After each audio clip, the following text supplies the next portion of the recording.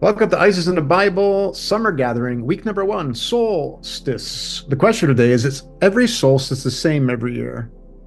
The soul stands still twice per year, giving us a sacred pause to remember what continues goes beyond the body.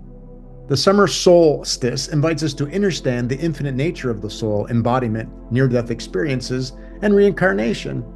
When the sun appears to stand still, perhaps it's also asking us what part of us never moves, never dies, and always returns, and always here. Glad you can join us today.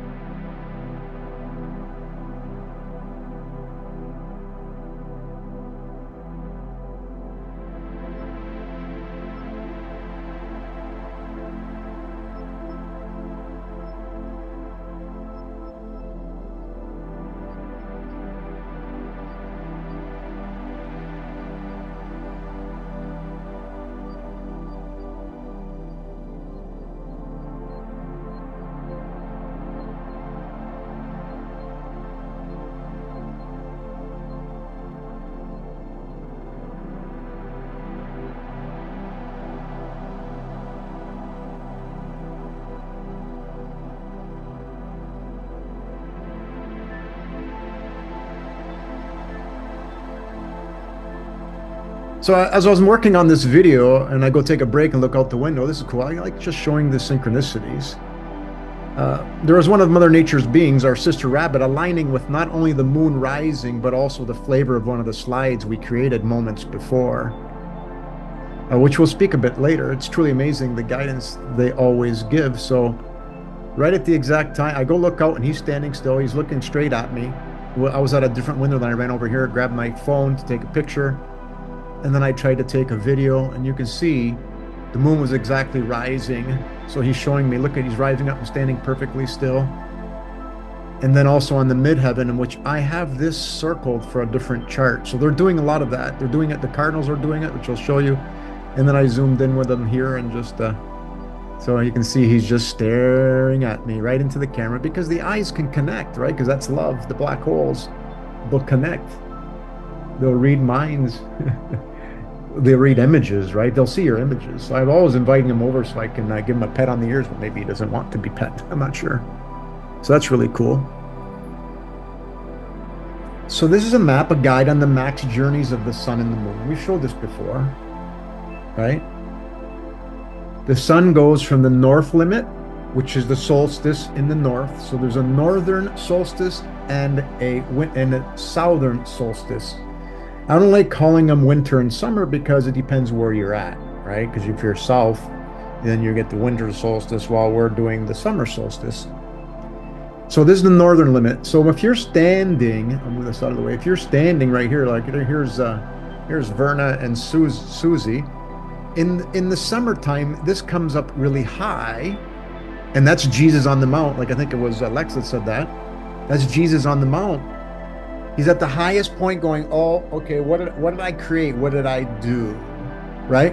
And then he goes the other way and comes to the other side. But if you notice that the moon goes further than the sun, because it's the feminine energy is always going to make sure the sun is embraced, right? Right, so that's Mary. Said, okay, well, who's going to witness the sunrise at the exact solstice?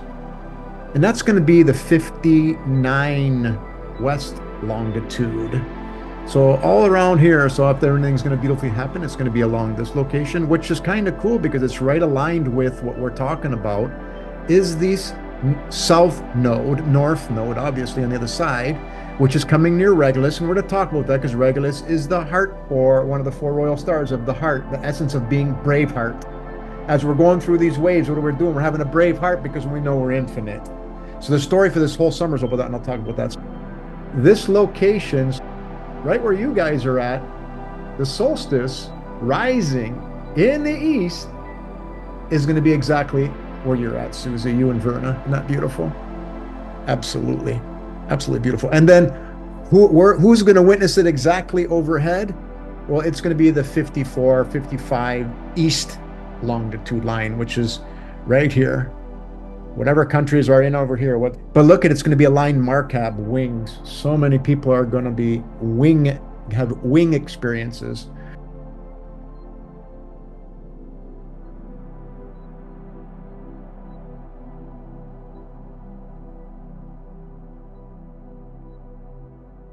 Whether they're flying high, lose their wings, whatever. At the end of the day, everybody's chart's different, but that's always beautiful guidance to get us back on that God path, that middle path, that straight and narrow path.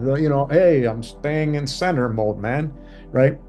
That's what happens with the sun in the sky on the soul. So it stops here like a record, goes this way, stops here, and goes the other way. And this is where we go in the now.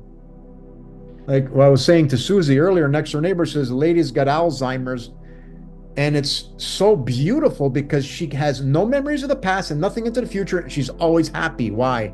She's always in the now. She is still. So that synchronicity came out yesterday before we do this. It just shows up. It's a stillness where she's stilled the mind. When you have Alzheimer's, it's not a dis-ease. No, you're getting ready for re-embodiment. Because when you're a child, do you think of the future or have any memories of the past? No. And when do you feel the greatest? When I'm in the now moment and not letting anything else make something different out of that, right? So that's what the solstice is about. And it's going to be different every year depending on what's in the sky. So I just want to show this really quick. I added this while Lex was talking because he mentioned Jesus on the Mount. The sun rises in the east, right? And then it goes at noon, which is Jesus on the Mount, which is the solstice, right? And then you have the sun set, which is the sun dies on the cross. And then there's midnight, that's the nativity scene, that's Christmas, because the mother is on the bottom. And then rising in the east again, the phoenix rising, the spring, the sun rising every day. And we're on this beautiful phoenix rising. And we're going to talk about the dying on the cross a little bit. So it's important to note that the moon does this cycle because we got the solstice, but the moon, nobody talks about the lunar standstills. And thanks to this young brother at Archaeoastronomy Database, I helped support him too while I was doing this study. The moon does a complete cycle from beginning to end every 18.6 years. I mean, it does this cycle back and forth often, but completely outside to the next outside, 18.6 years, and a half a cycle is 9.3. That's the exact cycle of the north and south nodes, the reincarnation nodes that we're going to talk about. So the moon, the one that goes black, is the same one that we go into the black when we sleep, when we reincarnate, when we re-embody. All right, it's absolutely beautiful. And so that's why 30 of those 18.6 is a phoenix rising of 558. You always hear me talk about 558. All right, and then same thing. We meet the mother on the stations of the cross every 558 years. So every station, so it's all different dates. At solstice time, what's happening in the sky? What makes this one different? Well, for here in Windsor, it's kind of cool because Mary Magdalene is going to be right overhead. So everybody's going to have a different experience because at that time, they're in a different location and they have a different chart. So depending on your chart, you're going to get a flavor. But for everybody, here's where the rabbit came and told me this alignment was there on the midheaven. So Pallas, Vesta, and Saturn. So this flavor of these two being together on Alpheratz, star Alpheratz. And star Alpheratz is the crown of Andromeda, the woman in chains, is now smart enough, and she's connected to the navel of Pegasus. That's which helps her float away. So when we get off of the cross, knowing that you don't die, right? We're just blinking, no different than anything else.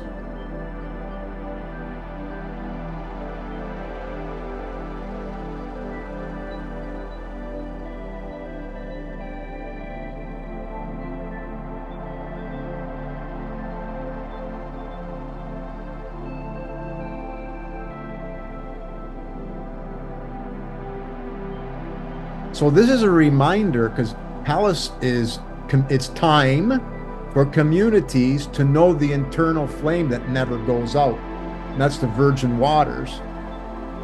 So, and this is Alfratz is to be released from that self-created bondage, which we created. We create the bondage with our thoughts. We get rid of those thoughts, we're no longer in bondage. And we know people in here have that feeling. We get rid of thoughts, I'm no longer in bondage. Wow, what a great feeling. That's all it is. It's just love, really, right?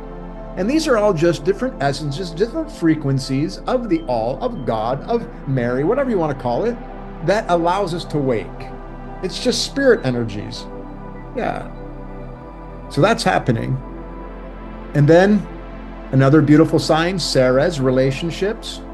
On Aldebaran, that's the other royal star of nurturing, and Lilith. So that message for the summer solstice, so if you have these things in mind, right, we talked about Lilith, Ceres, and Aldebaran is nurturing relationships, you will find abundance. If you're nurturing all relationships with every being, everything that's coming with you, you will get abundance. That's the beautiful side. So we got to try to nurture everyone. And the sun is going to be on what? Polaris and Betelgeuse. That's the realizing the rebirth and unity of everything. That's that flavor. And this is really important. And we're going to talk about this. So the South Node is transiting Royal Star Regulus. So a lot of people are going to have heart symptoms.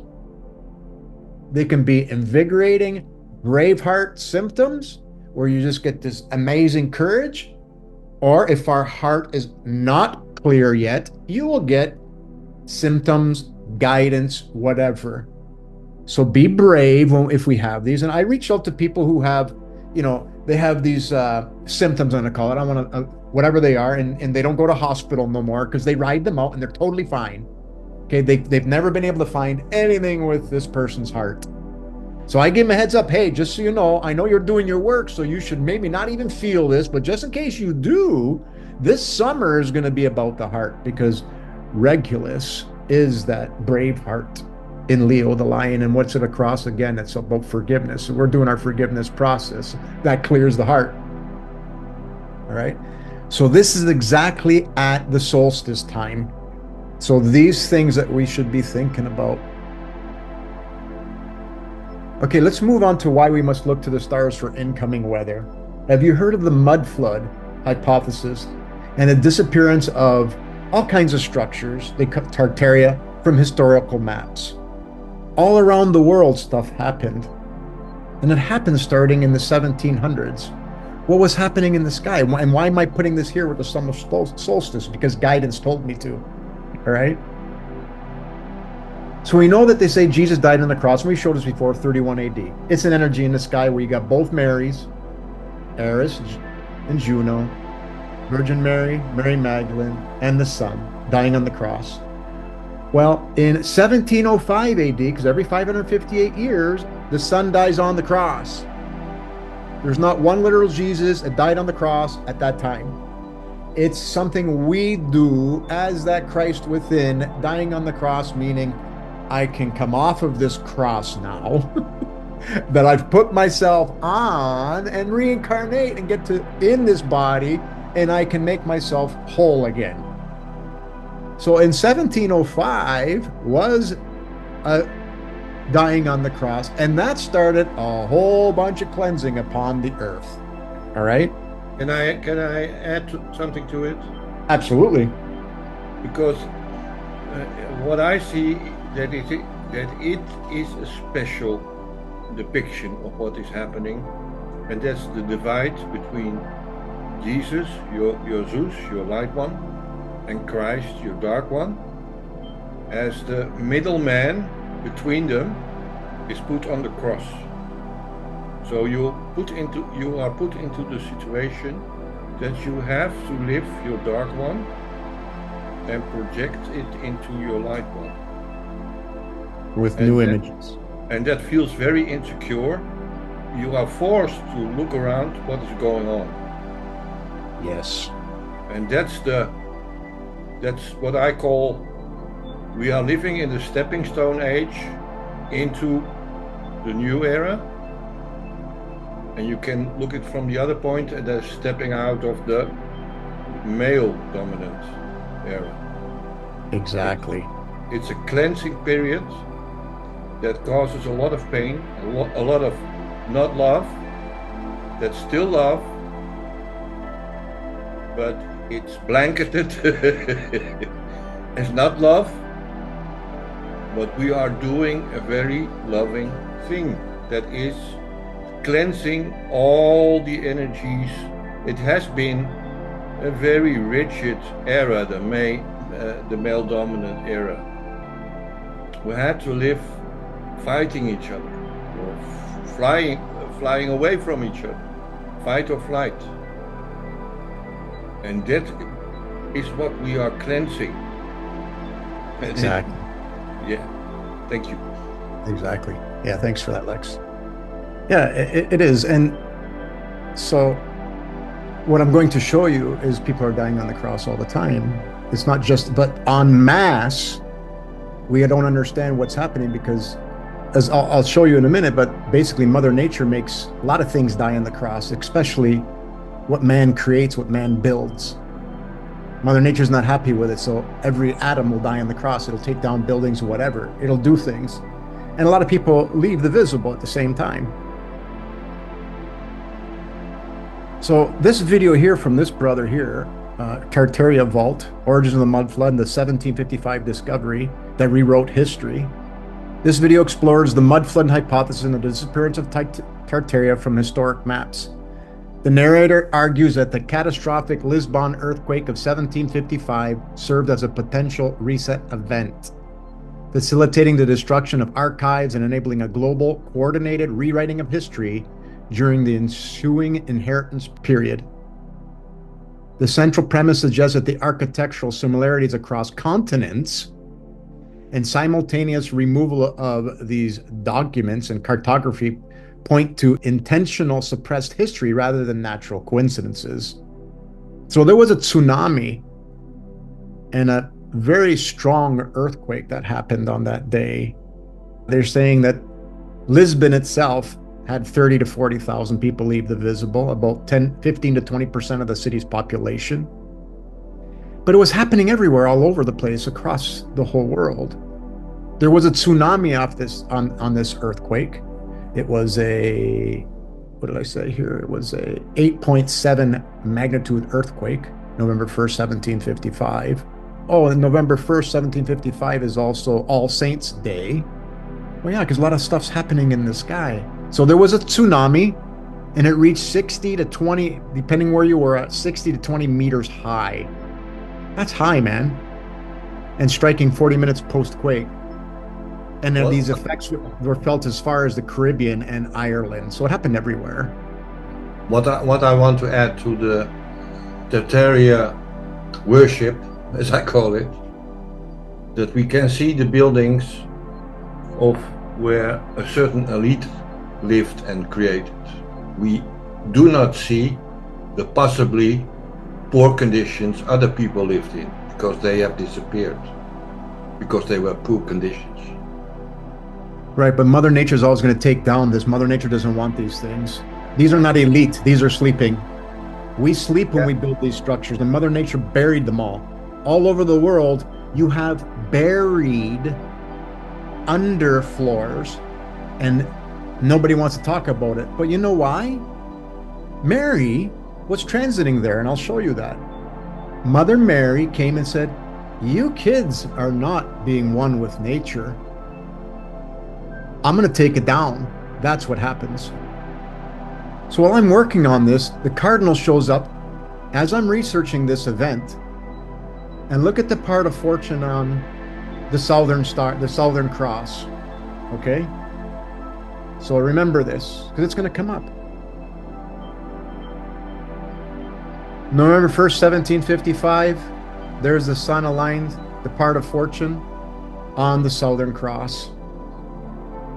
So they're pointing us and letting us know, right at that moment where the earthquake hit, at that exact moment, Mary was rising in the east. Okay, she's saying, "Hey guys, what are you doing?" The location was exactly where this, which is really funny because the location of where it happened was exactly where the Phoenix rose in this 2023. So she's telling us she's coming home, and here's, well, you know, Here's where the marker is going to be. The south node was on Markab, the wings of Pegasus. Neptune, right on the location, okay? Right on location, that energy, boom. It's all there, folks. It's 100% there. So when the IC swung by Neptune at that local time, so that's where you're going to get the tsunami. And part of fortune was aligned the sun. So this is happening, folks. It's happening for a reason. Go ahead. So to replace the picture I painted with elites and things like that and lower classes, the most important thing that is changing is the sand being coming down by the waters coming up.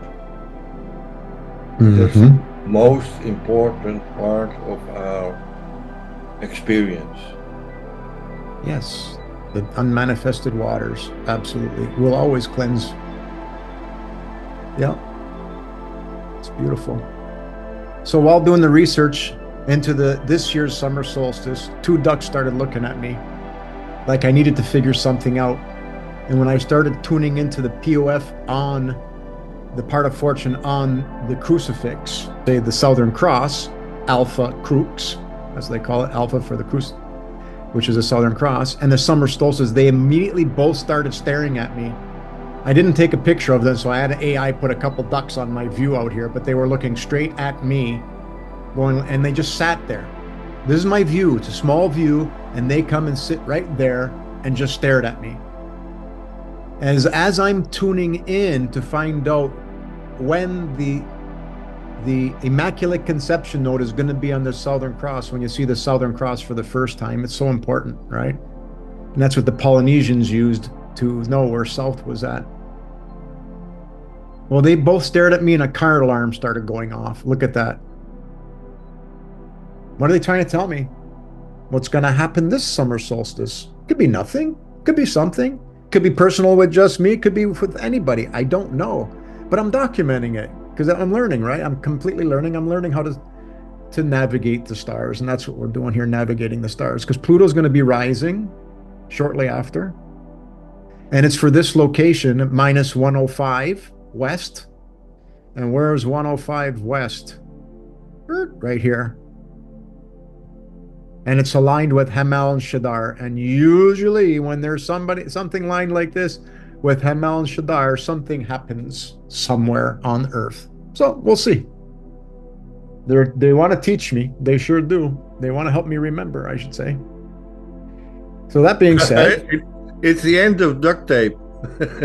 Yeah, and the duct tape. That's right. No more sticking to each other. That's right. Yeah, double-sided duct tape. Real connection. So near-death experiences. There are crosses for every frequency. It's best you understand that they are all part of being infinite. So why not know about the blink of the whole physical body? Not just the heart that blinks, not just the lungs that blinks, but you, me, the body that blinks. So it blinks and stays, and it also blinks and comes for a new baby, right? So I know I've showed this before, where this 17-year-old girl, Julianne Wepke, she was sucked out of an airplane spiraling downward on it when this airplane crashed in the sky or blew up or whatever, while still attached to her seat. She passed out while falling and awoke in a Peruvian rainforest. So both Marys were rising and falling on the cross in the black moon, deep spiritual signs, and Sarah's the harvester, and as well as her wings, Icarus, on the midheaven and reincarnation nodes. So right at that moment, because they had it there, look at Mary's rising and Juno's setting in her natal. So you got both Marys aligned. This is the image on the Egyptian walls. This is both Marys.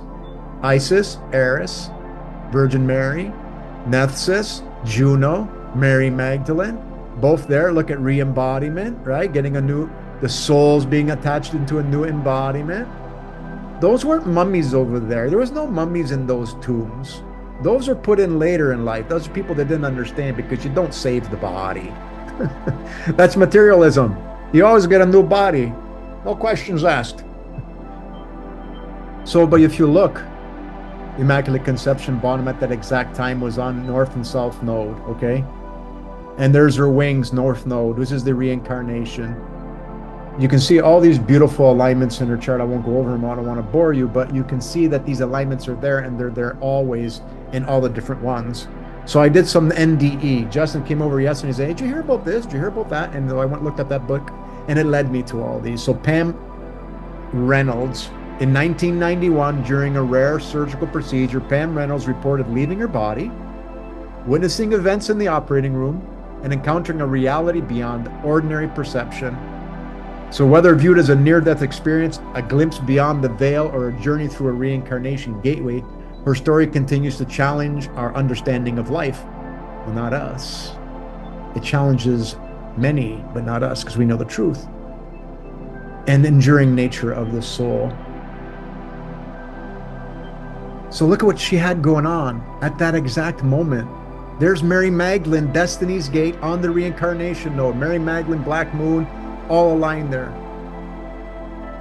And then there's the sun on her natal. The sun is right near the reincarnation node, so she's going to have this experience.